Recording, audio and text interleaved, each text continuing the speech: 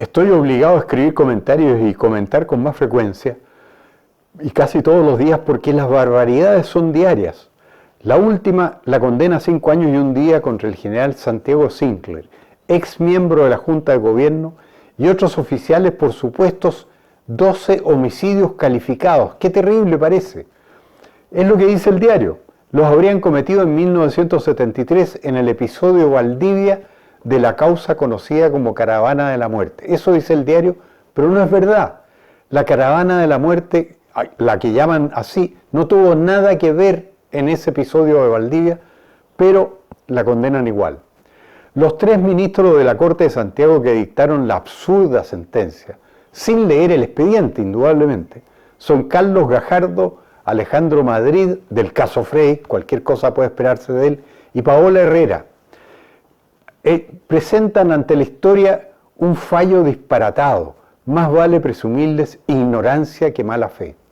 Porque en 1973 el general Sinclair lo único que hizo fue, actuando dentro de la Constitución y la ley, formó parte de un consejo de guerra que condenó a muerte después de un debido proceso a 12 guerrilleros autores de numerosos delitos y que habían anunciado una revolución que iba a costar 1 millón de muertos. Los sentenciadores de hoy demuestran ni siquiera haber hojeado el proceso, que ya tiene muchos años, ni menos haber leído los libros relativos a él, como el libro Simplemente lo que vi, del abogado demócrata cristiano de izquierda, defensor de los guerrilleros, Andrés Elwin, o el libro de Conspiraciones y Justicia de Sergio Arellano Iturriaga, o La verdad del juicio a Pinochet, del autor de este comentario. El Consejo de Guerra, constituido en septiembre y octubre de 1973 en Valdivia, actuando apegado a la ley vigente y contemplando el derecho a defensa de los procesados, en un anfiteatro de Valdivia y ante un público numeroso, condenó a muerte al guerrillero José Gregorio Liendo, comandante Pepe, y a 11 de sus secuaces que pocos días antes habían asaltado el retén de Neltume, y antes de eso por largo tiempo habían asolado la zona con sus atentados y despojos violentos de defuntos. Liendo, entrevistado por la periodista Nena Osa en esa época, había declarado que si la guerra civil en que él estaba empeñado se venía y no generaba 1 millón de muertos, decía, la revolución no va a resultar. Esto se puede ver en el libro Allende Thank You de la periodista Nena Osa. Lo más notable es que la comitiva de Arellano no tuvo participación alguna en la condena. El jefe de zona de Valdivia, el general Héctor Bravo Muñoz, ya fallecido, declaró en el mismo expediente que los ministros sentenciadores de hoy evidentemente no han leído lo siguiente: en la primera visita que Arellano hizo a Valdivia, que según recuerdo debe haber sido entre el 23 y 25 de septiembre de 1973, le dije taxativa pero cortésmente que sin perjuicio de su nombramiento de oficial delegado, no interferiría en la sustanciación de las causas, ni menos en los consejos de guerra que ya estaban en proceso, y así lo aceptó y se hizo.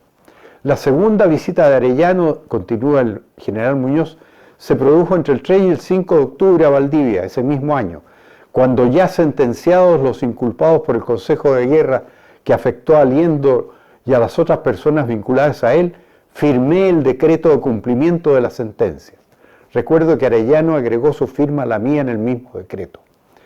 En el sitio web memoriaviva.com de Organismo de Derechos Humanos se comenta también el mismo Consejo de Guerra, 1498 del 73. El derecho a defensa de los procesados fue tan efectivo que el abogado demócrata cristiano de izquierda Andrés Elwin, representando a algunos guerrilleros, reconoció lo siguiente en sus memorias antes citadas, comillas: las defensas que hicimos los 3 abogados estuvieron bien sincronizadas y quedé con la impresión de que algún impacto podrían haber causado en el solemne Consejo de Guerra. Es decir, históricamente está probado que hubo un debido proceso. Otros miembros de la comitiva de Arellano fueron ahora también inexplicablemente condenados y no tuvieron nada que ver en los hechos. Uno, Pedro Espinosa, nada menos que condenado a 10 años. No tuvo nada que ver. Todo insólito.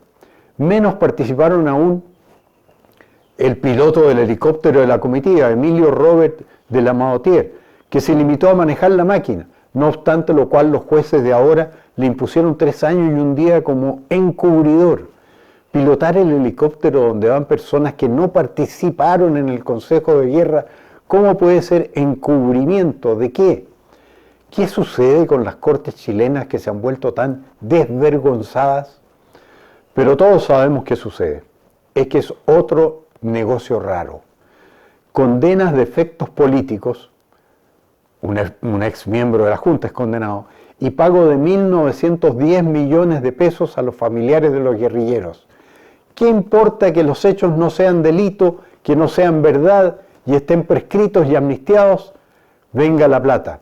Integrar un consejo de guerra establecido en la ley y aplicar el Código de Justicia Militar no puede ser delito, y menos para quienes ni siquiera participaron en ese consejo de guerra. El móvil económico genera fallos absurdos. Hace poco se condenó a un fiscal militar de Calama, Óscar Figueroa, por un fusilamiento múltiple del año 1973, en que ese fiscal no pudo físicamente participar, porque a la misma hora conducía un consejo de guerra lejos del lugar de las ejecuciones, sin tener noción de que éstas estaban teniendo lugar. ¿Cómo pudo ser eso?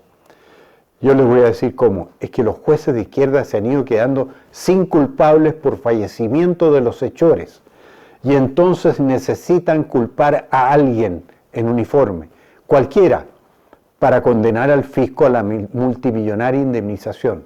Ese es el verdadero objeto del litigio. Es un negocio raro.